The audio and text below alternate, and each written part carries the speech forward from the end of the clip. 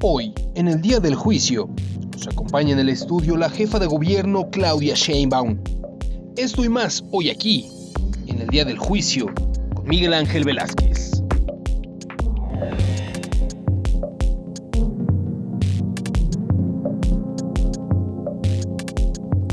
¿Qué tal? Muy buenas noches.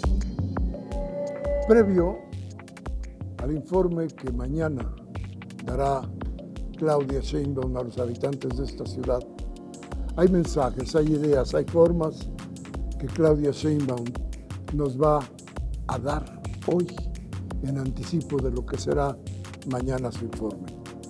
Quédese con nosotros aquí en el día del juicio, donde Claudia Sheinbaum va a descubrir algunas de las cosas, de los problemas, de las ideas de estos 4 años de gobierno. Le aseguro que va a ser interesante. Ella es Claudia Sheinbaum Pardo, chilanga de nacimiento, 1962 el año que la vio nacer.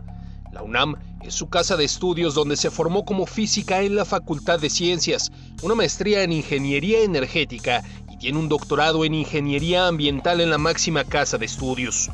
El 5 de diciembre del 2000, durante el mandato capitalino de Andrés Manuel López Obrador, se convierte en titular de la Secretaría del Medio Ambiente del entonces Distrito Federal. Fue responsable de la construcción del segundo piso del periférico, la primera línea del Metrobús y de una central de cómputo para controlar los verificentros capitalinos. En abril del 2018, junto con otras dirigentes, coordinó el movimiento en defensa del petróleo, formado por brigadas de mujeres a las que les llamó Adelitas. A finales del 2015 estuvo al frente en Tlalpan como jefa delegacional. En diciembre del 2017 dejó el cargo tras ganar la consulta interna para la precandidatura a la jefatura de gobierno de la ya Ciudad de México, encabezando la coalición Juntos Haremos Historia. El pico más alto, hasta hoy políticamente hablando, lo alcanzó en julio del 2018, siendo la primera mujer electa jefa de gobierno de la Ciudad de México. Bien, pues muchas gracias por estar con nosotros y hoy, con la jefa de gobierno Claudia Sheinbaum, cumple 4 años al frente de esta ciudad. 4 años de diferentes retos, de diferentes ideas, de formas que de cualquier manera han cambiado la ciudad. Pero lo interesante es cómo te sientes después de esto. ¿Cansancio? No, estoy muy entusiasmada, la verdad, porque cuando hay retos o acciones que prometiste en campaña y que se cumplen, pues no hay mayor satisfacción. Y realmente estar a la altura de los habitantes de la ciudad es el mayor reto que puede haber para un jefe de gobierno. Esta es una ciudad solidaria, gente trabajadora, que ha vivido muchas calamidades y que siempre sale adelante. ¿Cómo sientes a la gente? Yo creo que la gente con dificultades ahora por la situación económica, evidentemente el tema de la inflación externa que se está viviendo también en el país y en la ciudad obviamente impacta, pero lo bueno es que la ciudad está saliendo adelante en la recuperación económica después de la pandemia y yo creo que la gente está tranquila, está contenta, está saliendo adelante. Te preguntaba esto porque hay quien dice que la gente se cansa de los signos políticos, que la gente se cansa de las ideas políticas, pero en este caso tú sientes a la gente de la ciudad cansada de los gobiernos de izquierda. No, nunca. Lo que hay es, yo lo siento cuando voy por la calle. Yo soy una persona que no ando con guaruras, en general camino mucho y escucho a la gente cuando me habla y si hubiera una sensación en contra del gobierno, pues se manifestaría de inmediato. Y yo creo que lo que hay pues es la dificultad que vivimos por la pandemia, pero yo creo que la gente está consciente que lo que no quiere que regrese nunca es la corrupción, que no regrese el autoritarismo, que no regrese los moches, que no regrese los departamentos a cambio de nuevos pisos. Eso es lo que no quiere que gobierne la ciudad. Eso fue lo que encontramos cuando llegamos. La corrupción, la frivolidad como parte de hacer gobierno. Y lo que a la gente le gusta es que haya un gobernante que trabaja todos los días para el beneficio de todos. Pero ¿no dirías que la Ciudad de México tiene una vocación de izquierda? La Ciudad de México tiene una vocación de izquierda, progresista, de libertades, de democracia. Pues aquí han sido las principales luchas históricas y el siglo XX fue un siglo de transformación para la ciudad y el siglo XXI también. Entonces la gente lo que no quiere en esta ciudad, porque eso sí, aquí los habitantes de la ciudad son antiautoritarios al máximo, y lo que no quieren es, y por supuesto no quieren que regrese la corrupción. Y eso ha sido un trabajo difícil y no se ha terminado completamente. No se ha terminado completamente, pero lo que es cierto es que ya arriba ya no hay corrupción. Y cuando arriba no hay corrupción, entonces se rescata la política. El problema es que cuando arriba hay corrupción, hay privilegios, hay divorcio con el pueblo. Cuando eso ocurre con un gobernante, entonces se pervierte todo, toda la vida pública. Y aquí cuando arriba hay honestidad, hay trabajo, hay entrega, hay convicción, va permeando. Por supuesto que nos falta todavía, pero por supuesto que hay una diferencia abismal con lo que había antes. Pero se apalearon muchas necesidades de la gente, sobre todo más necesitada. Sí, la con ciudad... corrupción. Sí, acabo de ver un estudio de Evalúa que me presentaron y claramente se ve como los programas sociales antes eran clientelares dedicados a la compra del voto y hoy hemos entrado a un proceso desde que entramos de programas universales, de atención en todo caso a algunas poblaciones necesitadas. Pero en general son programas universales que transforman la manera de ayudar a las personas. Nosotros construimos derechos, no construimos compra de voto. Esa es la gran diferencia entre lo que había antes y lo que hay ahora. Por eso hablabas de la convicción de la ciudad para caminar por la izquierda, ¿sí? Sí, y caminar, yo creo que la gente lo que ve, y eso representa a la izquierda, porque lo otro no. Es cuando hay un gobierno cercano, comprometido, que trabaja todos los días, independientemente de cuáles sean los problemas, que está ahí siempre para atender los retos y atender a las personas.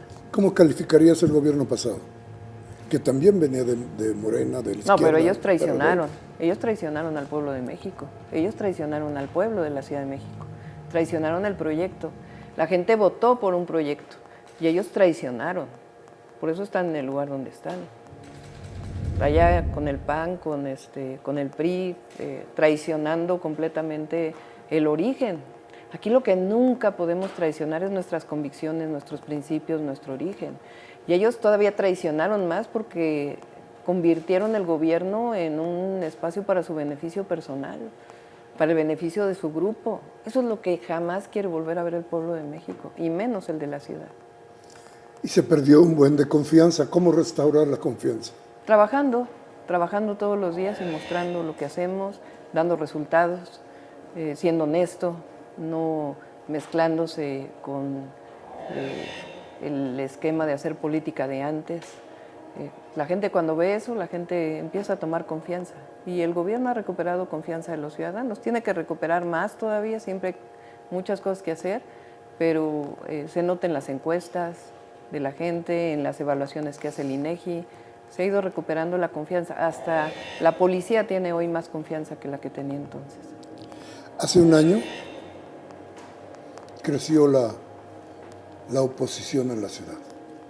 Producto de eso mismo, arrastró esa decisión de la gente, se arrastró a partir de la desconfianza que produjo el gobierno pasado. Yo lo que dije entonces, y tú recuerdas las entrevistas de entonces, yo dije, fue un momento especial, que se dio porque salíamos de la pandemia, por una campaña muy dura que hubo, por la propia línea 12, que fue 3 semanas antes de la elección. Todo eso impactó en la elección y sobre todo la campaña que hicieron alrededor de ello. Y yo entonces dije, la ciudad es de libertades, la ciudad es progresista, eso no ha cambiado y no va a cambiar.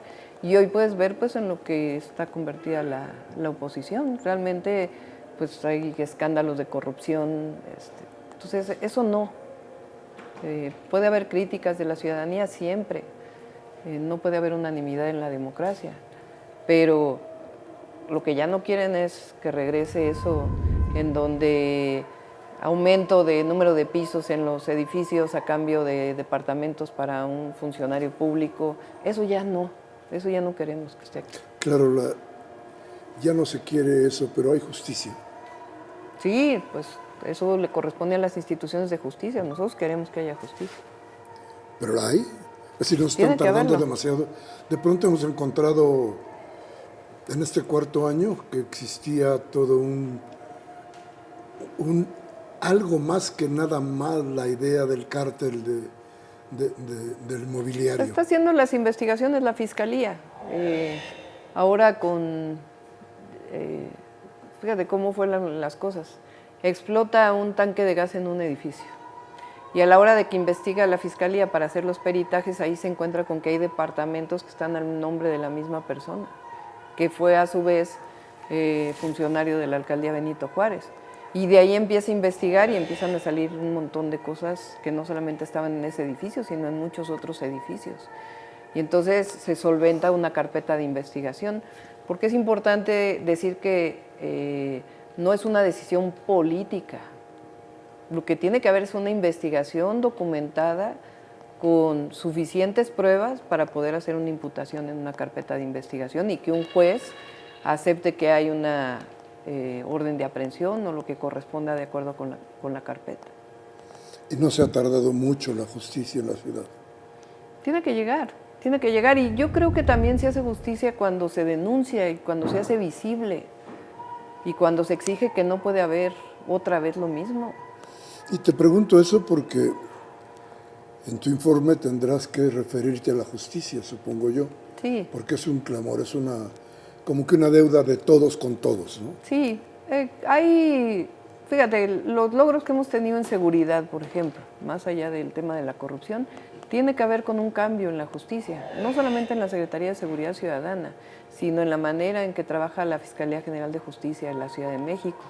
Y en cuestiones de corrupción, pues también hay muchas carpetas y hay gente también que hoy está privada de su libertad por haber cometido irregularidades en su momento. ¿Y qué le vas a decir a la gente sobre esto? Pues que le corresponde a la Fiscalía General de Justicia hacer justicia y que lo más importante es que se abra, que se conozca la verdad, quiénes fueron, cómo fue, para que la gente sepa también y que tome sus decisiones hacia adelante. ¿Cuánto nos retrasaron en temas de gobierno las vicisitudes que ha tenido tu gobierno? Pues no mucho, la verdad, porque nosotros llegamos a trabajar. Por supuesto que hay denuncias y todo, pero nosotros, el primer año, como dije, nosotros trabajamos desde el 2018. Después del día de la elección, nosotros nos pusimos a trabajar con el gobierno saliente y rehicimos el presupuesto. El primer año ahorramos 25,000 millones de pesos, 25,000 millones de pesos en el 2019, que también fueron ahorros que también estuvieron en 2020, 2021, 2022. Claro que hubo mucha inversión que tuvimos que hacer por el tema de la pandemia en salud, pero los ahorros ahí están. ¿Y cómo son los ahorros? Pues cuando se acaba la corrupción arriba y cuando cambias el presupuesto para que deje de haber privilegios y los utilices para inversión pública y programas sociales que sean muy claros, transparentes, entonces la gente reconoce que hay cambios. Claro. Informe de gobierno, pero en realidad, y sobre todo para este tipo de gobiernos, rendir cuentas, establecer el vínculo con la sociedad que nunca debió de perderse. Vamos a ir a un corte y regresamos con Claudia Sheinbaum y esto que es importante que usted sepa. Regresamos.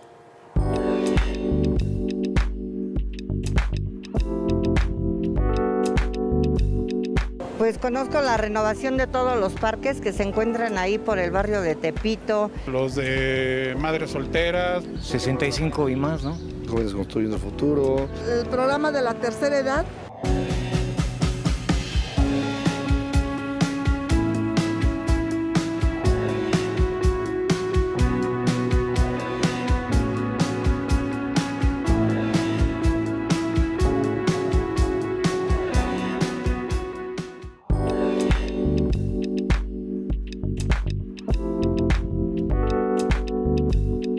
La seguridad principalmente. Pues ahorita un poquito más de seguridad. La mejora en la supervisión de los programas sociales. El transporte está tremendo, la delincuencia. Más seguridad es lo que más pide uno, ¿no? La seguridad. Sobre todo la movilidad. Bien, gracias por quedarse con nosotros aquí en el Día del Juicio, en este canal de El Congreso TV. Mire, es diferente lo que ha pasado en este gobierno. Son cosas que no pueden estar previstas en una idea de gobierno, aunque el timón vaya en sentido correcto. Hay tormentas que han pasado sobre la Ciudad de México que ha tenido que ir sorteando este gobierno. ¿No es así? ¿No es diferente el primer año con este? ¿El segundo con el primero, pero el además tercero con el nosotros cuarto? vivimos la pandemia. O sea, los gobiernos que vivimos la pandemia, pues enfrentamos una circunstancia única que pues tuvimos que afrontar, dar la cara, trabajar por el beneficio de la gente. Entonces, por supuesto que la atención a la salud, el que nadie se quedara sin una cama de hospital, la coordinación junto con el Gobierno de México, el apoyo que tuvimos también de las empresas privadas, el estar dando información permanentemente, el estar atendiendo qué es lo que debíamos hacer, el cierre de los comercios, de los negocios, de las empresas, que fue muy doloroso para mucha gente. Pues todo eso tiene una implicación en los gobiernos y va a estar marcado por los gobiernos. El tema aquí es que primero afrontamos la pandemia, es decir, yo me dediqué desde el primer momento a coordinar a todo el gobierno de la ciudad, el gobierno de México, tuvimos mucha colaboración con el Estado de México, es decir, vimos el tema de manera metropolitana. Y estuvimos atentos permanentemente a lo que ocurría, a diseñar esquemas que permitieran apoyar a la gente, pues todo lo que hicimos en su momento. Después la crisis económica derivada de la pandemia, generar las condiciones para la recuperación económica y al mismo tiempo no dejar lo que eran nuestros proyectos originales. Porque si durante 2 años hubiéramos dicho, pues nos dedicamos 100% del tiempo a la pandemia, pues qué hubiera pasado con el cablebús, qué hubiera pasado con los trolebuses, qué hubiera pasado con el apoyo a la educación, qué hubiera pasado con las universidades. Nunca dejamos de seguir trabajando en los proyectos prioritarios y al mismo tiempo atender la pandemia. Entonces, hoy, donde pues prácticamente podemos decir que pues ya la pandemia estamos en otra condición por las condiciones de vacunación, imagínate si nada más nos hubiéramos dedicado a ella y no hubiéramos hecho todo lo que teníamos que hacer. Y eso lo hicimos también gracias a que no hay corrupción, a que hay recursos, porque nosotros tuvimos una reducción en los ingresos de alrededor del 10%, producto de la crisis económica por la pandemia. Y aún así, contratamos médicos, contratamos enfermeras, equipos, todo lo que tuvimos que hacer en ese momento, pruebas de COVID, y aún así no dejamos de hacer lo que teníamos que hacer. ¿Cómo se hizo? Pues siempre estando pensando en el presupuesto, cómo hacerlo, cómo eficientarlo y evitando que hubiera corrupción en cualquier lugar. Sería terrible preguntarte, ¿y si no hubiera habido COVID, qué hubiera pasado? Pues probablemente algunas de las cosas hubieran salido antes de lo que nos comprometimos, pero yo creo que nosotros vamos a cumplir prácticamente con todos los compromisos que hicimos el 5 de diciembre del 2018. Pero además el aprendizaje, ¿no? El aprendizaje y yo creo que aquí la ciudadanía te elige para dirigir los destinos de una ciudad. Y eso significa, uno, estar en contacto con la ciudadanía, nunca abandonar, nunca divorciarte, pero al mismo tiempo no darle la vuelta a los problemas, no esconderte, no decir mentiras. Lo que la gente quiere pues es un gobierno que enfrente, que esté, que dé la cara, que dé resultados, y creo que en este proceso que hemos vivido pues es lo que estamos haciendo. Nunca hemos dado la vuelta a ningún problema, al contrario, nos ponemos al frente siempre para poder resolverlo. A ver, primer año, enfrentar todo el asunto de la corrupción, que era muy grande.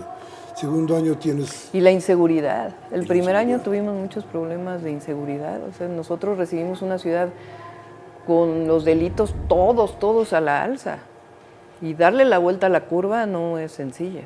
Entonces, el 2019 yo diría, enfrentar la corrupción del que nos dejaron, empezar a trabajar de una manera distinta y afrontar el tema de la inseguridad también de frente, resolviendo problemas para poderle dar la vuelta a ese crecimiento que recibimos, que era parte de la corrupción también, hay que decirlo. Claro, claro, desde luego. Sí. Luego pandemia. Luego pandemia, que fue pues Segundo prácticamente 2 años de pandemia, o año y medio de pandemia, dedicar mucho tiempo al tema de la pandemia. Después pues la recuperación económica, el rescate económico. En fin, sí han sido retos importantes. 12. Línea 12, enfrentarlo, decir qué fue lo que pasó, que la Fiscalía hiciera su trabajo y al mismo tiempo nosotros trabajar para la reestructuración. Por cierto, la reestructuración de la línea 12 tiene sus características porque son más de 200 claros en el tramo elevado y cada tramo, cada partecita, casi es un trabajo, podríamos decir, artesanal, porque cada parte, cada uno de los 200 es un proyecto ejecutivo distinto. No es, digamos, una producción en cadena. Y cada tramo tiene un montón de piezas que tienen que ser soldadas. Tenemos que garantizar que la soldadura sea de la mejor calidad. Estamos certificando soldadores. Obviamente el trabajo lo están haciendo las empresas que construyeron la línea 12, pero yo estoy todas las semanas trabajando, voy a la obra, regreso, resolviendo los problemas que hay que resolver, pero muchos problemas técnicos que tenemos que estar resolviendo. Por eso, pues, no hemos podido avanzar a la velocidad. Yo creo que ahora ya resolvimos muchísimos problemas y se va a notar mucho más rápido el avance, pero también tuvimos que enfrentar eso y también dar la cara, estar ahí, pues nunca esconderte y siempre enfrentar, por más complicada que sea la problemática. La línea 12 pues tenía fallas de origen y nosotros pues resolver. Eso es lo que la gente quiere. Cuarto año se empieza a desmoronar la oposición.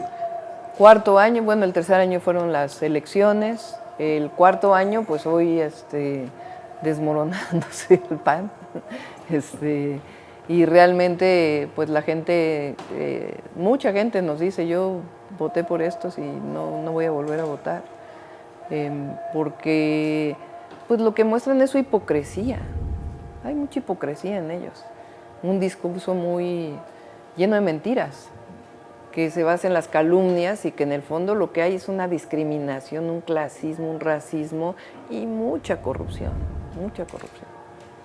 De repente cuando se da un informe de gobierno, se habla en general de las obras, de lo que se hizo, y se pierde la idea de la orientación de gobierno. No se habla de dónde está el puerto, no se habla de para dónde va la barca. Y de pronto, ¿tú qué dirías de esta barca que se llama Morena y en el que ustedes se han subido y han navegado durante un buen rato ya? Sí. De eso le vas a hablar también a la gente. Sí.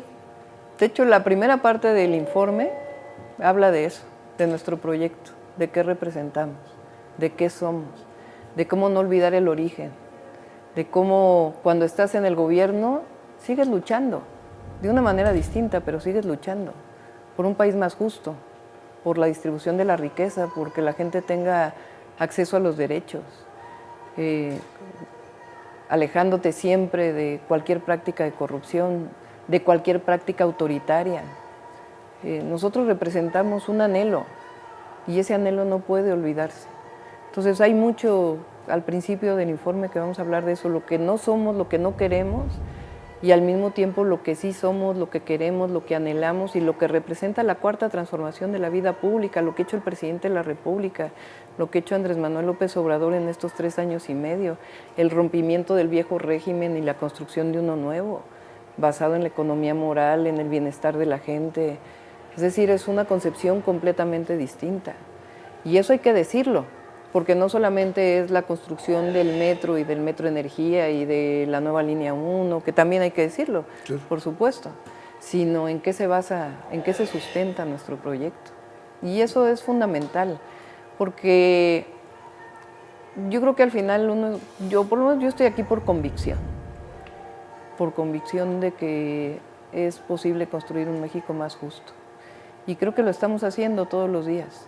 y que se acabó aquel modelo que mercantilizaba todo y entra un nuevo modelo que construye derechos para la gente, porque es la única manera de acabar con la desigualdad y construir un México justo.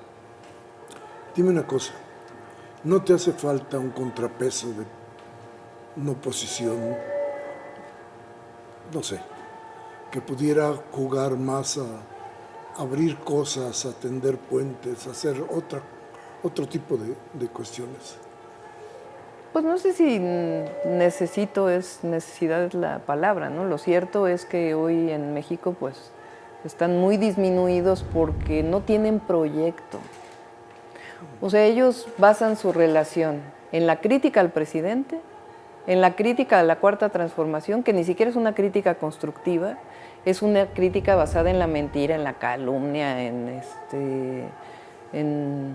el sin razón. Y al mismo tiempo lo que los unen pues son los negocios. Entonces, el pueblo de México, ¿qué va a ver en ellos? Cuando por un lado es el negocio, lo que representaban antes, allí ya no hay doctrina, ya no hay ideología, lo que hay es no a esto y negocio. Así lo veo yo. Y Morena está haciendo la opción. Morena, bueno, Morena, lo digo a veces, fíjate, en 2014, o sea, hace pues 8 años, cuando yo fui candidata a la jefatura delegacional en Tlalpan, nadie quería ser candidato de Morena.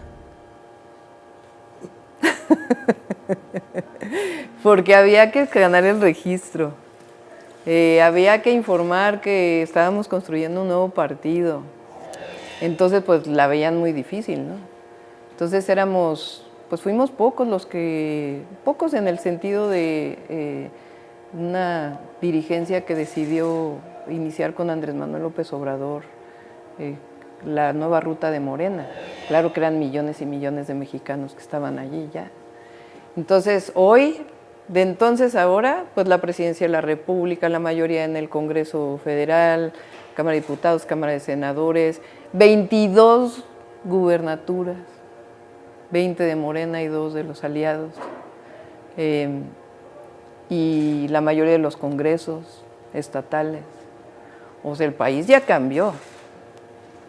A eso es a lo que se refiere el presidente cuando habla de la revolución de las conciencias, porque nadie quiere regresar a lo que había antes, a la frivolidad como forma de gobierno, a la mentira, a la oscuridad. Entonces, pues estamos en una nueva era en México y esa era pues tiene un camino muy largo, el camino de la transformación. A ver, como quede la ciudad, que es una responsabilidad tuya, será la carta de, no sé, a ver, sería legado, como el aval para continuar Morena en el gobierno.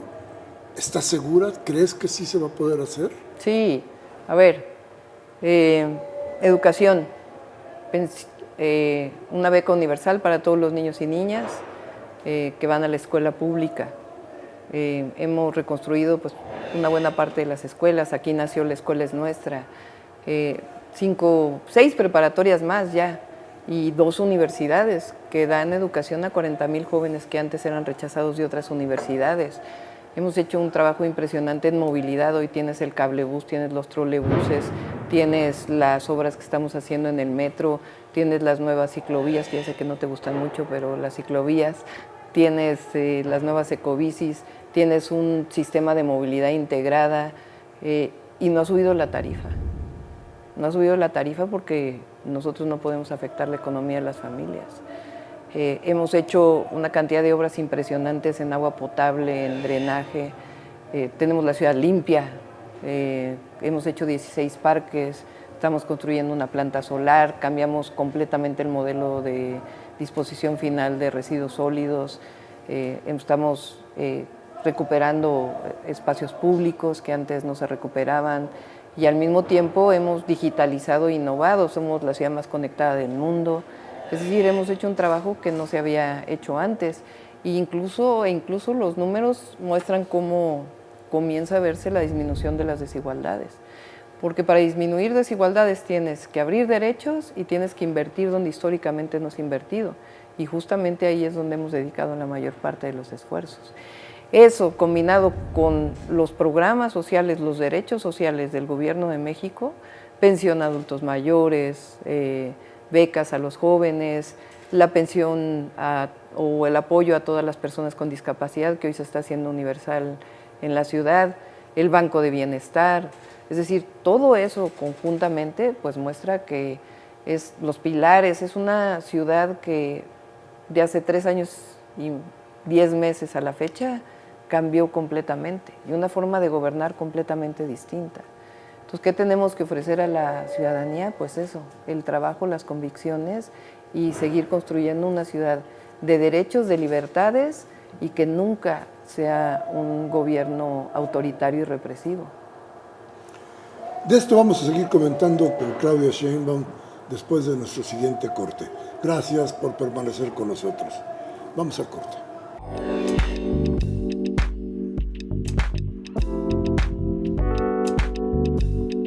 Para mí es la candidata ideal. Tal vez sí. Pues sí, porque sí ha hecho muchas cosas buenas. Yo lo apoyo. Definitivamente no estoy de acuerdo. Para mí sí, ¿eh? Definitivamente sí. Sí, ella va a ser la candidata.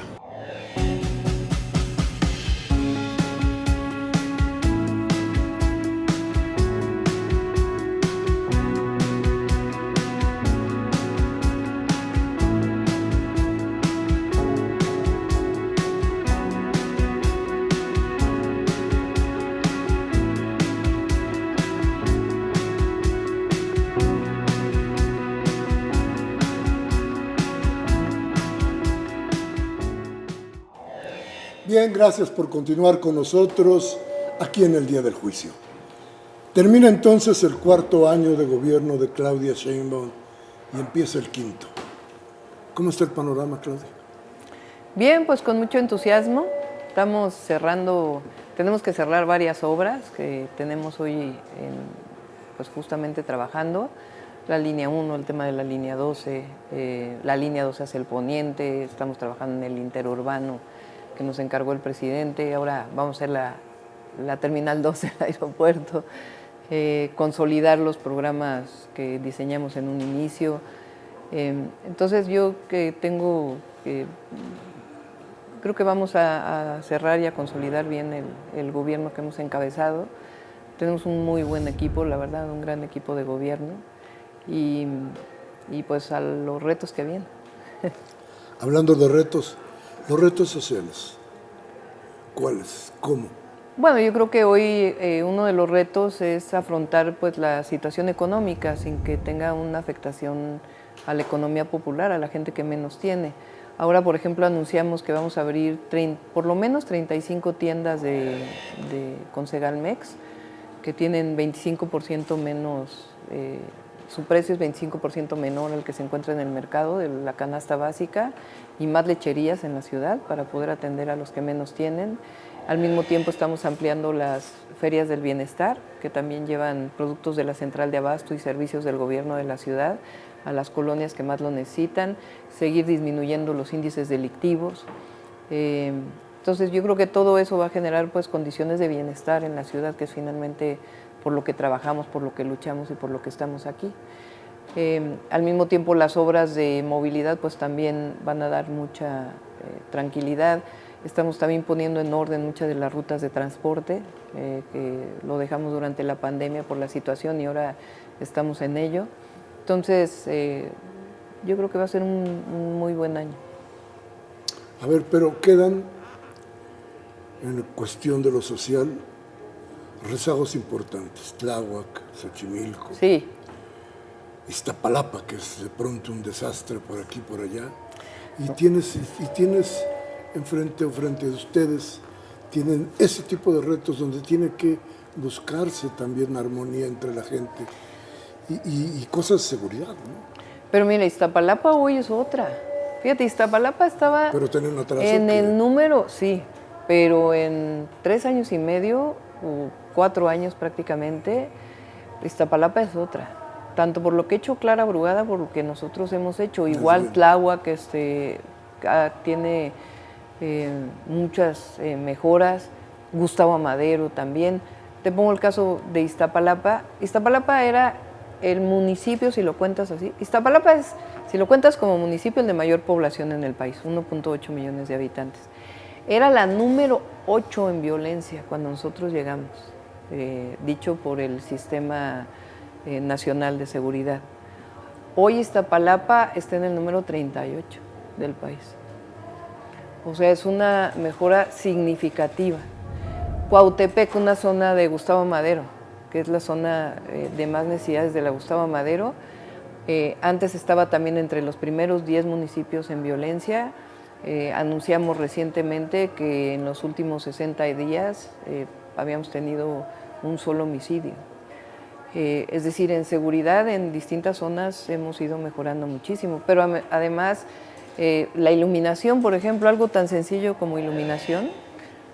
Gustavo Amadero, la alcaldía cambió luminarias y nosotros metimos senderos seguros. Iztapalapa lo mismo. Ahora Tláhuac, como tiene menos recursos, también lo estamos haciendo. Pero te hablo, por ejemplo, del oriente y además alcaldías gobernadas por Morena. Pero en Coajimalpa, por ejemplo, acabamos de inaugurar un puente que le va a resolver la vida a los pueblos de Coajimalpa, casi a la mitad de la población de Coajimalpa. Y estamos inaugurando, y ya inicié operaciones, pero muy pronto estamos inaugurando el Hospital General de Coajimalpa. En Tlalpan, en Topilejo, en los pueblos, inauguramos el Hospital General de Topilejo hace prácticamente año y medio, que le ha cambiado la vida a toda esa zona, incluida Xochimilco.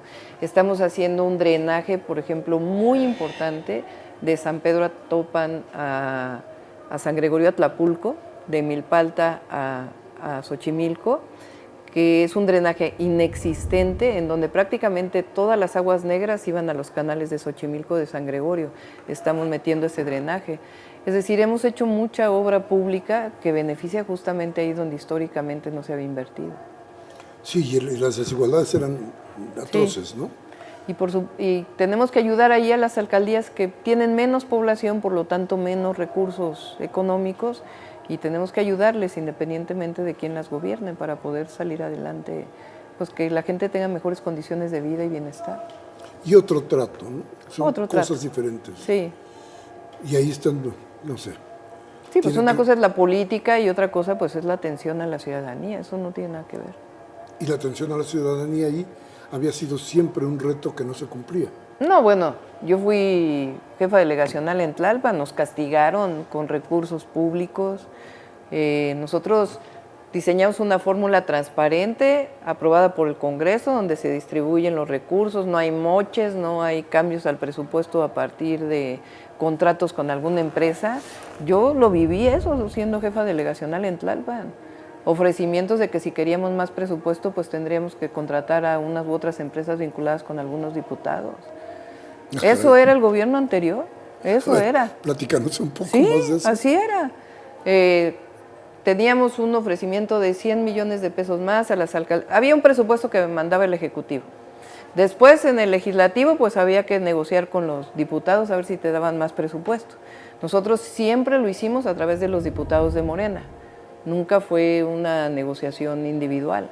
Entonces los diputados de Morena pues negociaban en todo caso más presupuesto para las alcaldías de Morena porque de origen veníamos muy castigadas por razones políticas. Pero entonces llegaba gente y otros alcaldes, éramos jefes delegacionales entonces, que decían, bueno, si quieren 50 millones de pesos más, pero tendrán que contratar a tales y tales empresas para las obras. Pues siempre nos negamos. ¿Y las empresas eran propiedad de los diputados? Sí, o amigos, compadres. Así se las gastaban. ¿A poco quieren que eso regrese? Pues no, ¿verdad? A ver, y en este quinto año, especial atención a esos lugares donde la marginalidad es importante, es muy alta. Sigue siendo muy alta. Sí. Por ejemplo, hay un reto muy importante en los asentamientos irregulares. Tú me dices, ese es uno de los grandes retos. Ahí vive gente con las mayores necesidades. Son irregulares porque están en el suelo de conservación. Si dejáramos que eso creciera, pues afectas todos los servicios ambientales, afectas la cantidad de agua que podemos extraer del acuífero. Entonces ahí estamos generando condiciones, por ejemplo, ahí cerca estamos poniendo las tiendas de Segalmex para que puedan tener acceso a mejores condiciones. Son retos de la ciudad, digamos, no solo de nuestro gobierno, sino que existen desde hace tiempo y que estamos atendiendo. Pero yo creo que las condiciones de vida hoy de lo que eran antes, y lo dicen las encuestas y las encuestas que hace el INEGI, ¿no? Las encuestas externas de alguna empresa, la gente siente que está en mejores condiciones hoy de las que estaba antes. ¿Han jalado parejo los alcaldes? Parece que no mucho, ¿no? No, algunos no, no quieren trabajar con el gobierno, otros sí, pero pues las puertas aquí siempre están abiertas. Yo visito todas las alcaldías. Si los alcaldes, siempre invito a los alcaldes y alcaldesas, si quieren venir con nosotros, pues adelante, si no quieren ir, pues también. Pero pues nosotros recorremos para poder atender lo que se necesita. Y está claro entonces que cómo va a quedar la ciudad al final de este sexenio. ¿Cómo la visualizas? No, pues mucho mejor que la que recibimos, eso te lo puedo asegurar, y claramente orientada a seguir siendo una ciudad progresista. ¿Cómo qué? Que a ver, déjame darte, poner ahí el acento. Seguridad. No, seguridad, vamos a seguir en la tendencia de reducción de delitos. Lo mostramos cada mes. Y ahí donde vemos que se sube un poco, pues nos metemos para trabajar. Pero eso es bueno que lo conozca la gente. Los gabinetes de seguridad en la mañana no solamente son de platicar y ver, no, son de análisis, de ver qué hacemos, de estrategias, de definición, de cómo resolvemos problemas. Cada semana tenemos un análisis más largo para poder saber cómo entramos. Y al mismo tiempo, pues toda la atención a las causas, nuestro programa Barrio Adentro, Jóvenes Unen al Barrio, Reconecta con la Paz, un montón de programas que han sacado de la delincuencia, yo estimo que más de 3.500 jóvenes. Salud. Salud, ahora vamos a entrar al proceso de incorporarnos al IMSS Bienestar, eso va a ser muy benéfico para la gente. Ya lo iremos explicando poco a poco, pero el Hospital Coajimalpa se abre ya con el nuevo sistema IMSS Bienestar del Gobierno de México. Educación. Educación, vamos a consolidar las universidades, hoy son organismos desconcentrados, institutos, los vamos a convertir en universidades, organismos descentralizados. Estamos regularizando todas las plazas de los docentes, eran por honorarios, ahora a quien quiera entrar a una basificación y a un proceso de escalafón asociado a un proceso académico con evaluación con pares, lo puede hacer. Ya hay algunas gentes que ya entraron en estas plazas, pero es fundamental, no podemos seguir con un esquema exclusivo de honorarios, así abrimos, pero vamos a convertirlas, a fortalecer las universidades. En el Instituto de Educación Media Superior queremos duplicar la matrícula. Fíjate, con todo y pandemia, cuando llegamos había 22,000 estudiantes en el IEMS. Hoy tenemos 30,000 con todo y pandemia y queremos llegar a 40,000 estudiantes en el IEMS. Eso va a ayudar mucho a evitar la deserción escolar en las preparatorias, consolidar los pilares.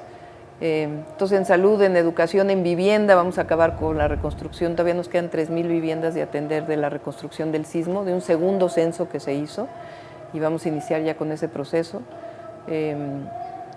Es decir, estamos ampliando los grandes derechos, lo que llamamos el estado de bienestar. Y así quedará la ciudad, pero hay una reforma política que parece que no se va a dar. Y eso es importante. Sí. Yo espero que cambie el esquema de elecciones en nuestro país. Porque ya nada más por decirlo, aparte de los problemas que tiene el Instituto Nacional Electoral, o algunos consejeros del Instituto Nacional Electoral y su alejamiento del pueblo, y el tribunal también su alejamiento del pueblo, el gran tema es también el costo.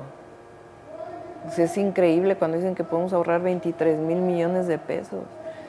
Pero además yo también estoy convencida que los partidos políticos no necesitan recursos de manera permanente, que se les dé solamente en elecciones y que la política la hagamos los ciudadanos. no solamente aquellos que reciben un sueldo por hacer política. Eso cambia la ecuación. Bien, pues usted ha oído a Claudia Sheinbaum platicarnos precisamente de esto, de 4 años de gobierno que no han sido nada fáciles, donde ha pasado de todo, donde se han tenido que sortear muchos problemas, pero un gobierno que tiene perspectiva y horizonte por cumplir.